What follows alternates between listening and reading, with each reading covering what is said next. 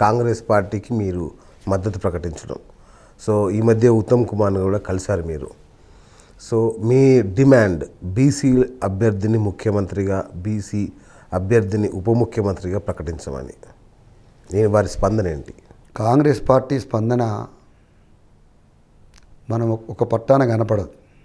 నిజంగా మాట్లాడుకోవాలంటే కాంగ్రెస్ పార్టీ తెలంగాణకు సంబంధించి కేంద్రంలో వారు చెప్తున్నటువంటి సోషల్ ఇంజనీరింగ్కు ట్యూన్ అయ్యే స్థితిలో అయితే లేదని మా నిశ్చితమైన అభిప్రాయం. ఎందుకు ఈ మాట అంటున్నంటే, దానం నాగేందర్ గారు పోయిండ్రు. దానం నాగేందర్ కాంగ్రెస్ పార్టీలో ఉన్నా, టీఆర్ఎస్ పార్టీ ఉన్నా మా దృష్టిలో శాశ్వతమైన తెలంగాణ ద్రోహే. దానం నాగేందర్ కోసం వెంపర్లాడుతున్నావు కానీ ఉద్యమకారుల కోసం ఎందుకు వెంపర్లాడుతున్నావు? పోతే పోయిన ఏమయ్యేది మాకు? మేము ప్రజలను నమ్ముకుంటాము, సామాజిక న్యాయాన్ని నమ్ముకుంటాము. వేలాది వందలాది మంది ఎస్సీ ఎస్టీ బిడ్డలు వస్తారు మా పార్టీలోకి. వీ విల్ గో హెడ్ అని చెప్పేసి ఒక కాన్ఫిడెన్స్ క్రియేట్ చేయాలి. ఇవాళ డిఎస్ గారు వస్తారని చెప్పేసి ఎదురు చూస్తూ ఉన్నారు. ఏం డిఎస్ వస్తేమి రాకపోతేమి, డిఎస్ వస్తేమి రాకపోతేమి, డిఎస్ రావాలని చెప్పి తెలంగాణ ప్రజలేమి డిమాండ్ చేస్తలేరు కాంగ్రెస్లోకి. You should have a leader like fighters. Bellaiah Naik వచ్చాడు, ట్రైబల్స్ని ఆర్గనైజ్ చేస్తున్నాడు. దాసు శ్రవణ్ వచ్చినాడు, ఎస్సీ ఎస్టీ సంబంధించినటువంటి బీసీలకు సంబంధించినటువంటి రిజర్వేషన్లో కూడా 34% కాదు ఇప్పటిదాకా సమగ్రమైన సర్వే జరగలేదని చెప్పి కోర్టులో కేసేసినాడు, ఫైట్ చేసినాడు. అద్దంకి దయాకరుడు మాల మాదిగల్ని కలిపే ప్రయత్నం చేస్తున్నాడు.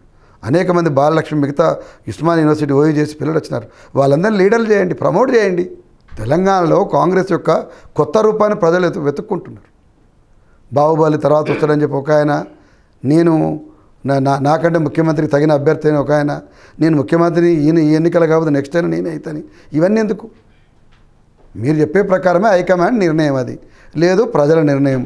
ప్రజలు మీ మీద సంపూర్ణంగా విశ్వసించి ఉద్యమకారులకు న్యాయం చేస్తారనుకుంటే, తెలంగాణ సెంటిమెంట్కు న్యాయం చేస్తారనుకుంటే తప్పకుండా తెలంగాణ ఇచ్చినటువంటి పార్టీగా మీ మీద గౌరవంతో పాటు సోనియా గాంధీ మీద తెలంగాణ ప్రజలకు అనన్యమైనటువంటి గౌరవం ఉంది.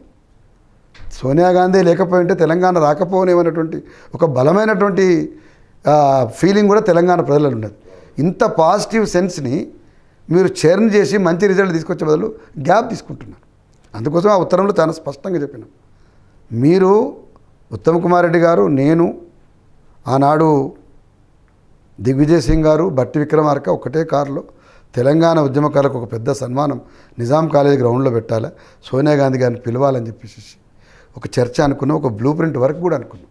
దురదృష్టవశాత్తు వారు సోనియా గాంధీ గారు ఉత్తరప్రదేశ్లో ఎండ వడదెబ్బలో అనారోగ్యానికి తీవ్రంగా గురి కావడం, కోలుకోలేనటువంటి ఒక సంవత్సర కాలం విశ్రాంతి, ఇవన్నీ కూడా నిర్ణయాన్ని వెనక్కి తీసుకొచ్చినాయి. అదే జరుగుంటే తెలంగాణలో కాంగ్రెస్కు చాలా ఒక బూస్ట్ వచ్చేది. సో మేము తెలంగాణ ఇంటి పార్టీగా, ఆనాడు ఉద్యమ వేదిక మేము నిలదొక్కోవాలి, మాతో పాటు తెలంగాణ ఇచ్చిన పార్టీ కూడా నిలదొక్కోవాలనుకుంటున్నాం. మేము ఏనాడు కూడా తెలంగాణ ఇచ్చినటువంటి పార్టీకి ఎంత గౌరవం ఇచ్చినామో, తెలంగాణ కోసం కొట్లాడినటువంటి టీఆర్ఎస్లో ఉన్నటువంటి ఉద్యమకారులు కూడా అంతే గౌరవం ఇచ్చినాం. గుడ్డి వ్యతిరేకతతో మేము మాట్లాడలే. ఏనాడు కూడా కేసీఆర్ పాత్ర కూడా చిన్నగా చేయలే. అంటే ఒక్క మాటలు చెప్పాలంటే వాస్తవిక ధోరణికి దగ్గరగా ఉన్నది ఇంటి పార్టీ. అనవసరమైనటువంటి వివాదాలకు, అనవసరమైనటువంటి జార్గన్ ఉపయోగించడం, ఇదంతా కూడా ఇంటి పార్టీ ఆచరణకు వ్యతిరేకం.